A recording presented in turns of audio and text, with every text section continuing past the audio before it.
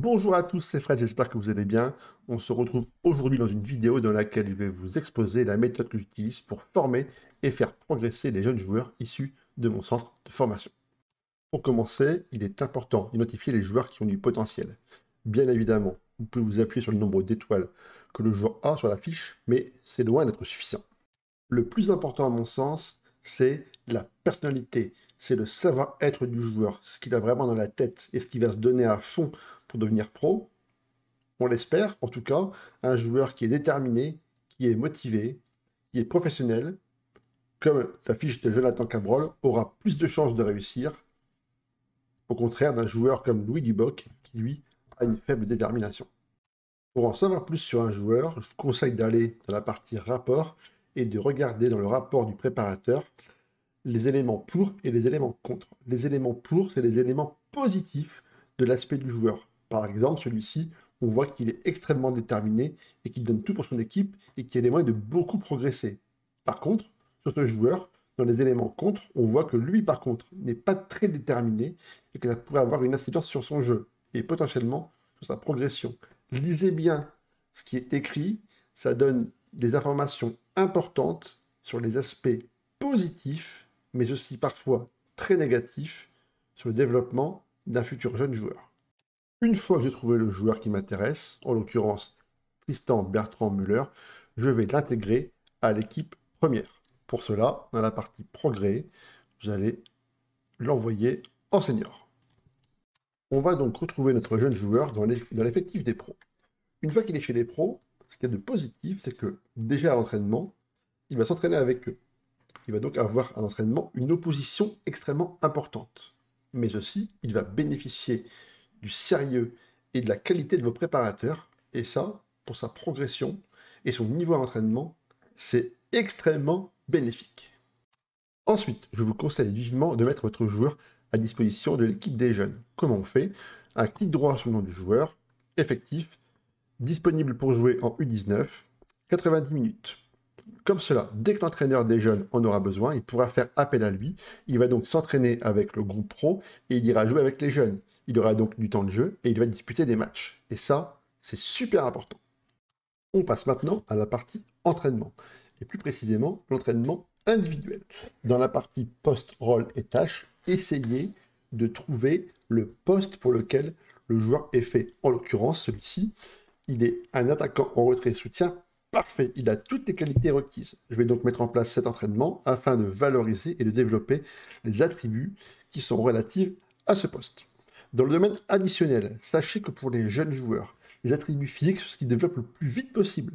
Donc allez-y à fond, entraînez-le sur la puissance, l'endurance, la vivacité, agilité, équilibre pour le développer au maximum. La partie technique et la partie mentale, vous aurez tout le temps de pouvoir développer ça après. Je vais donc maintenant mettre en place un encadrement. Un encadrement, c'est quoi? C'est un groupe de 3 ou 4 joueurs qui est dirigé par un leader d'équipe. Un leader d'équipe, c'est quoi? C'est un joueur qui a une influence positive sur le groupe, qui a une très bonne personnalité et qui est, dans la hiérarchie des joueurs, un élément important. En fait, votre leader de groupe va partager son expérience avec les jeunes joueurs, à la fois sur le terrain et en dehors du terrain. En gros, c'est un peu un parrain. Il doit montrer le bon exemple aux joueurs. Il est important de bien le sélectionner pour qu'il puisse influencer de manière positive l'ensemble des membres de votre groupe. On va prendre un exemple tout bête. Imaginez un groupe d'encadrement qui est dirigé par un joueur comme Olivier Giroud. On peut dire qu'il a une carrière quasiment irréprochable, que sur le terrain et en dehors, c'est un mec bien. Par contre, si demain je décide de faire encadrer un jeune joueur par un gars comme Balotelli par exemple, je ne suis pas forcément sûr que ce soit une très bonne idée. Est-ce que vous comprenez ce que je veux dire?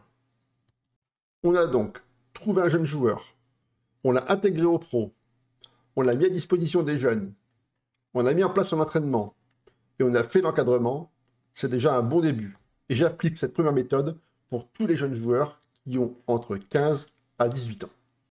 Bien entendu, si votre jeune joueur est disponible pour jouer à un match, n'hésitez pas à le sélectionner parmi les joueurs, parmi les remplaçants.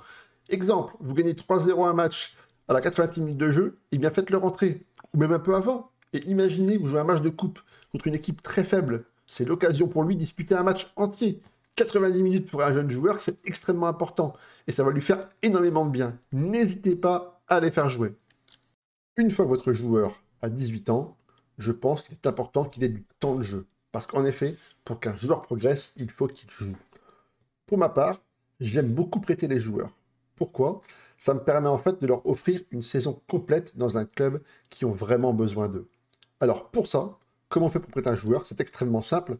Dans la partie ici, transfert proposé au club, dans la partie offre de prêt, c'est dans cette partie qu'on va proposer le joueur aux différents clubs. Mais il est extrêmement important, et c'est même indispensable, que dans le temps de jeu convenu, vous inscriviez la mention titulaire régulier. Ça va obliger ou indiquer aux clubs qui seront intéressés que vous voulez que le joueur joue. Si le joueur ne joue pas, ça ne servira absolument à rien. Une fois que c'est fait, on va proposer au club et on va attendre quelques jours d'avoir des réponses. Quelques jours après, on a enfin reçu les offres des clubs. Comme vous pouvez le voir, on a 4 propositions. Une proposition de l'OM qui souhaite prendre le joueur en tant que joueur de rotation. Le FC Metz veut prendre le joueur en tant que titulaire régulier. Et Angers et Reims veulent prendre le joueur en tant que joueur important. Comme vous l'avez compris, le but d'un prêt, c'est que le joueur joue. Donc toutes les offres du type joueur secondaire, joueur de rotation, vous allez devoir les refuser.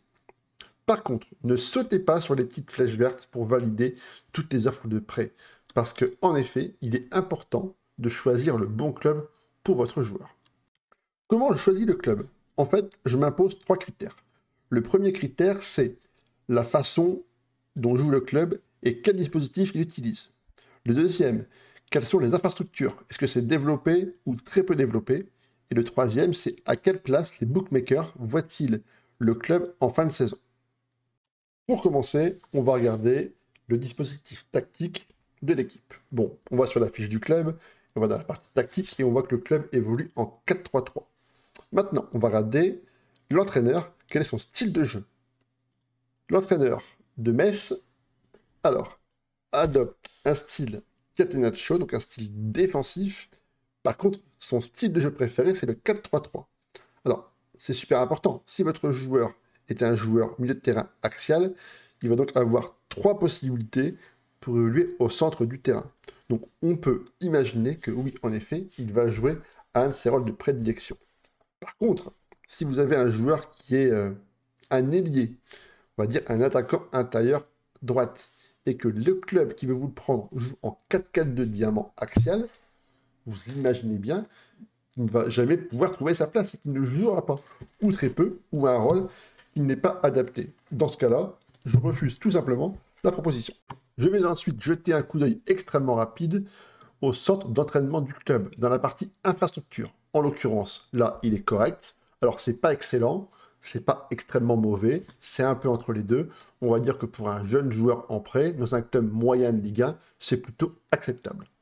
Et pour finir, on va jeter un œil sur le classement prévisionnel annoncé par les bookmakers. Dans la partie Ligue 1, présentation de la saison, vous allez voir un classement qui va indiquer à quelle place devrait finir le club en fin de saison. Alors, personnellement, je vais toujours privilégier les équipes qui jouent la moitié haute du tableau. Pourquoi? Parce que votre joueur, il va gagner les matchs, il aura des bonnes notes en match, du coup, son moral sera au top, il va bien s'entraîner, et qui dit bon entraînement, dit bonne presta en match. C'est un cercle vertueux qui va faire progresser votre joueur.